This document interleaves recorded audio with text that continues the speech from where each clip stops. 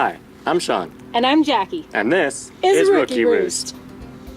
Man, why do you always have to go, and I'm Jackie, right into the mic? Just sit where you are. In this video, we show you how we sheathed our walls and cut out our openings.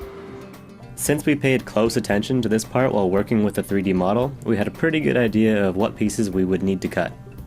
We decided to start with the wheel wells since we had no idea how to get the curves traced and cut accurately.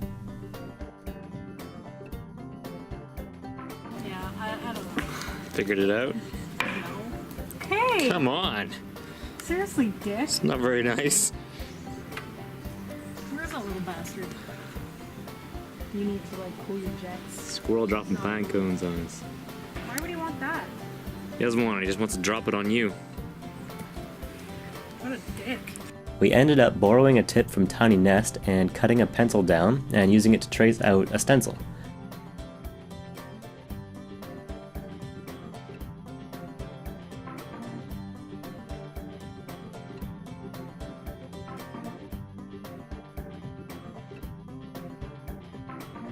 Yay! Alright, so hopefully that's our wheel well.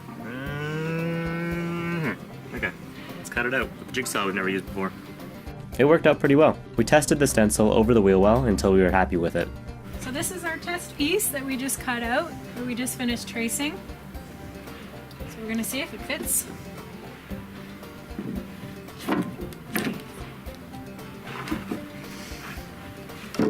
So yeah, she has a little bit of wiggle room, I guess, but that is not bad.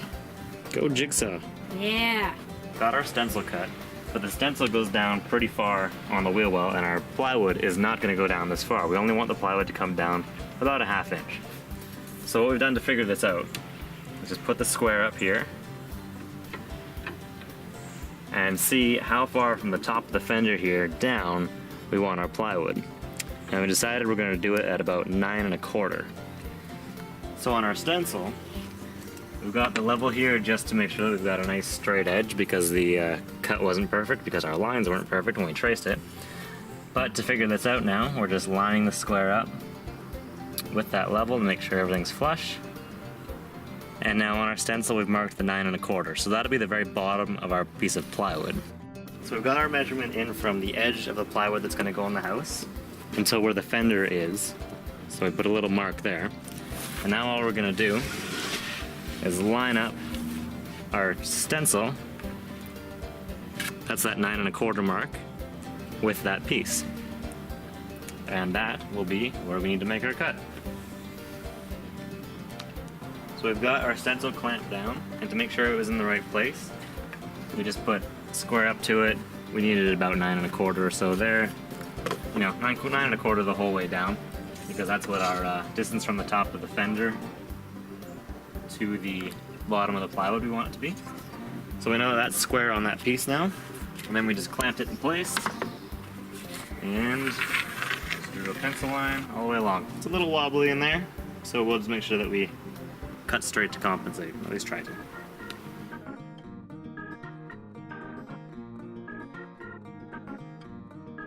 The piece didn't fit perfectly at first, mostly because of our subpar tracing and cutting skills, so we needed to trim it down. For the remainder of the basic sheathing cuts, we just used a circular saw. So what we're going to do is just cut it with a circular saw, or skill saw, but we need to know how far away the blade is from the edge guide here. So it looks like it's about 1 3/8 inches. So we've just made little marks on this scrap piece, and we're just going to do a little test cut to make sure that that's accurate. That blade is quite thick. Anyways, looks like 1 3/8 inches. It's pretty much right. That's pretty styling it too, so yeah, I'll go with that. Voila!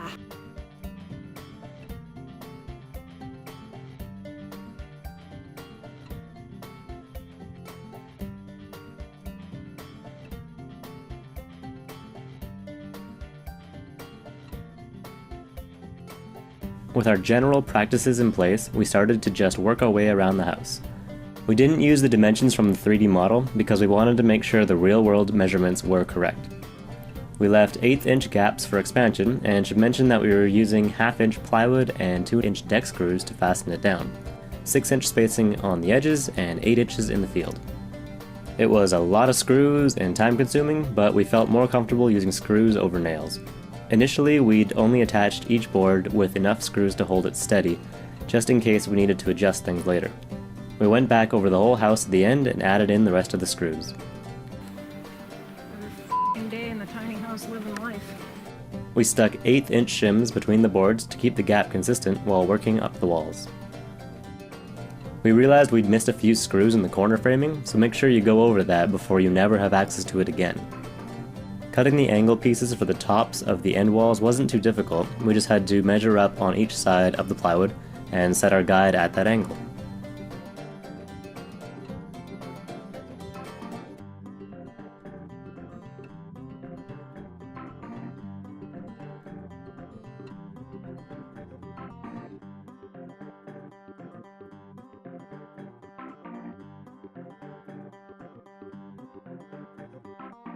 Once we needed to get inside the house to deal with the tarp, we realized it would be nice to have the door cut out, so we did that. I drilled from the inside out to locate where the bottom of the door was, and we added screws to make sure the plywood was nice and solid there.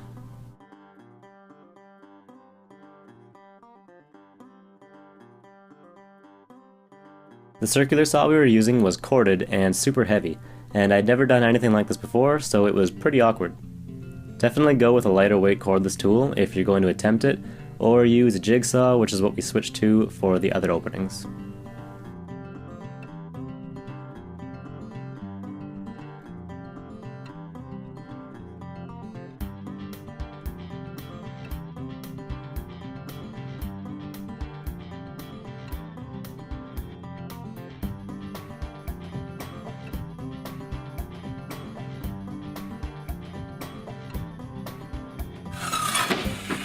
Sweet! It was going to be way easier to cut the openings for the loft windows if we had loft sheathing in place, so we cut 3/4 inch tongue and groove plywood to size and just threw it up in the loft. I'm scared. Not gonna lie, I don't know what the going on over here. I think it's okay. I don't know. Ugh. Stupid. Okay.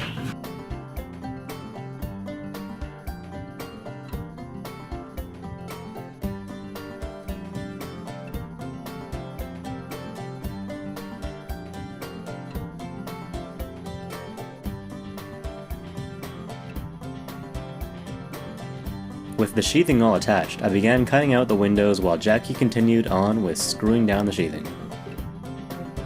I started off by drilling big holes near the corners of the windows from the inside.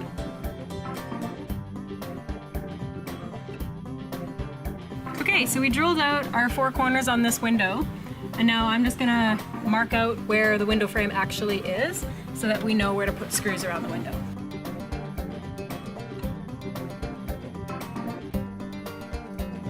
So we're about to start screwing in our sheathing. Before we do that, we want to make sure that we're hitting studs. So for the window holes around the corners, we are just marking to the outsides of the holes so that we know exactly where our opening is going to be, and then therefore knowing where our studs are in comparison to that.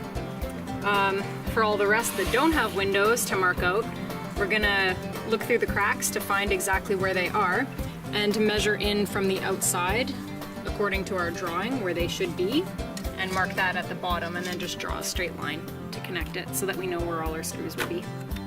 So we've got just a couple more openings to do, and for this I'm going to use a trick that we stole from Jake of Tiny Nest and try to make some guide holes in the corners here. So this is for our exterior accessible storage, which is going to be here, here, and over here.